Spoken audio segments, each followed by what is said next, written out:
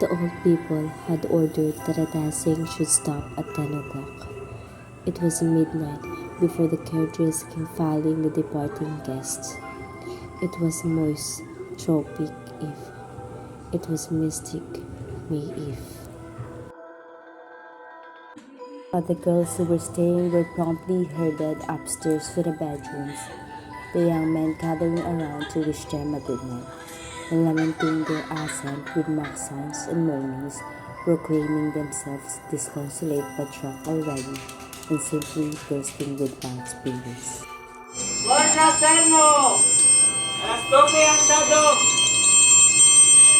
Enough, enough, Anastasia. We want to sleep. Go scare the boys instead, you old witch. She's not a witch. She's a maga. She was born on Christmas Eve. Saint Anastasia, Virgin in Martyr. Huh? Impossible. She has conquered 7 husbands. Are you a virgin, Anastasia? No, but I am 7 times martyr because of you, girls. Let her prophecy, let her prophecy. Whom will I marry, old gypsy? Come, tell me. We'll learn in the mirror if you're not afraid. I'm not afraid. I'll go. Girls, we're making too much noise. My mother will hear and come and pinch us all. Agada, lie down. And you, Anastasia, I command you to shut your mouth and go away. Your mother told me to stay here all night, my grand lady, and I will not lie down. Stay, old woman. Tell me what I have to do. You must take a candle and into a room that is dark and has a mirror in it. You must be alone in the room. Go up to the mirror and close your eyes and say, Mirror, mirror, show to me him whose woman I will be. and what if all does not go right? Ah, then the Lord have mercy on you. Why? Because you may see the devil. Ah! But what nonsense! This is year 1847. There are no devil anymore. But where could I go, huh? Yes, I know. Down to the sala. It has that big mirror and no one's there now. No, Agda, no. Is it a mortal sin? You will see the devil. I do not care. I'm not afraid. I'll go. Oh, you wicked girl. Oh, you mad girl. If you do not come to bed, Agada, I will call my mother. And if you do, I'll tell her came to visit you at the convent last March. Come, old woman. Give me that candle. I go.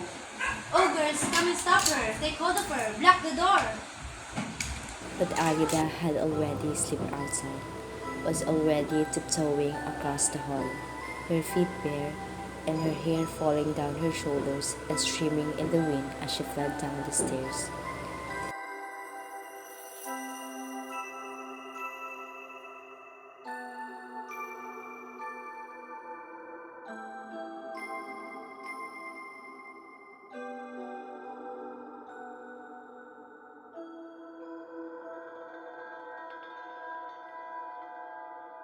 She paused breathless in the doorway to the sala, and her heart failed her. She tried to imagine the room filled again with lights, laughter, whirling copper, and the jolly, jerky music of the fiddlers. But then again, it was a dark day, a weird cavern.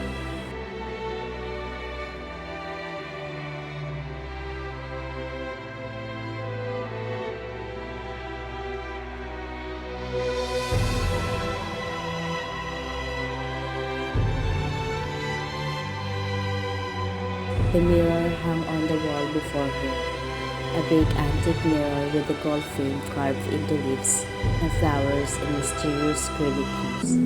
She saw herself approaching fearfully in it. She closed her eyes and whispered the incantation.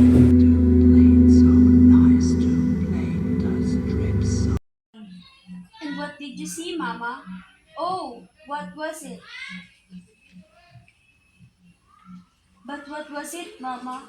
Oh, please go on. What did you see? I saw the devil. The devil, Mama? Oh, oh. Yes, my love. I opened my eyes and there in the mirror, smiling at me over my left shoulder, was the face of the devil. Oh, my poor little Mama. And were you very frightened? You can imagine, and that is why good little girls do not look in the mirror except when their mothers tell them. You must stop this naughty habit, darling. Admire yourself in every mirror you pass, or you may see something frightful someday. What the devil, Mama? What did he look like? Well, let me see. He has curly hair and a scar on his cheek. Like the scar of Papa? Well, yes, but this of the devil was a scar of sin, while that your Papa was a scar of honor, or so he says. Go on about the devil. Well, he had mustache. Like those of Papa? Oh no, those of your Papa are dirty, and gray and small horrible of the back, while these of the devil were very black and elegant. Oh, how elegant! Did he have thorns in tail? Yes, he did, but alas, I could not see them at the time. All I could see were his fine clothes, his flashing eyes, his curly hair, and mustache. And did he speak to you, Mama? Yes, yes, he spoke to me. Charms like yours have no need for candle for one. I remember you. You are Agita, whom I left a mere infant and came home to find a tremendous beauty. And I danced a waltz with you, but you would not give me the polka. Let me pass. But I want to dance a polka with you for one. Let me pass. No, not until we have danced. Go to the devil. What a temperance, Miss Serrano. I am not your Serana. Who's then? Someone I know? Someone I have offended grievously? Because you treat all my friends like your mortal enemies. And why not? Oh, how I detest you, you pompous young men. You go to Europe and you come back elegant lords, and we poor girls are too tame to please you. We have no grace like Parisians. We have no fire like civilians. And have no salt, no salt, no salt. Ay, how you wear me, how you bore me, you fastidious young men. Come, come. How do you know about us? I heard you talking. I heard you talking among yourself, and I despise the fact of you. But clearly, you do not despise yourself, señorita. You come to admire your charms in the mirror even in the middle of the night. I was not admiring myself, sir. You were admiring the moon, perhaps. Oh, Do not cry, little one. Please forgive me. Please do not cry. But, what a brute I am. I was drunk, little one. I was drunk and didn't know what I said. let me go. No, say you forgive me. Say you forgive me, Agatha.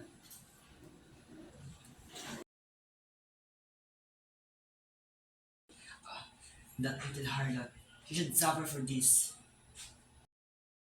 Cruel thoughts raced through his head. He would go and tell his mother and make her turn the savage girl out of the house, or he would himself to the girl's room and drag her out of the bed and slap her silly face. But at the same time, I was thinking that they were all going up to Antipolo in the morning, and was already planning how he would maneuver himself to the same boat with her. Oh, he would have his revenge. He would make her pay. That little harlot, she should suffer for this, he thought prettily, licking his bleeding knuckles. But who does? What eyes she had, and what a pretty color she turned when angry. He remembered her bare shoulders, gold in the candlelight and delicately curved. He saw the mobile insolence of her neck, and her taut breast steady in the fluid, no fire or grace, and no salt, an aroma she had of it. No lack of salt in the criticism at the moment of their baptism. He sang aloud in the dark room and suddenly realized that he had fallen madly in love with her. His mind is still resounding with the speeches, and his patriot heart is still exultant as he picked his way up the step to the front door and inside into the slumbering darkness of the house, wholly unconscious of May night. He was a gay young back then, lately come from Europe. He had been dancing all night. He was very drunk. He stopped in the doorway. He saw a face in the dark. He cried out, and a lad standing before the mirror, for it was a lad in a nightgown, jumped with fright and almost dropped his candle. But looking around and seeing the old man, laughed it out with relief, and came running. Oh, Grandpa, how are you patting me? So it was you, you young bandit. What are you doing down here at this hour? Nothing, Grandpa. I am only. Yes, you are the great senior only, and how delight I am to make your acquaintance, senior only. But if I break this cane on your head, you may wish you were someone else, sir. It was just foolishness, Grandpa. They told me I would see my wife. Wife? What wife? Mine. The boys at school said I would see her if I look in the mirror tonight. And said, mirror, mirror, show to me. Her whose lover I will be.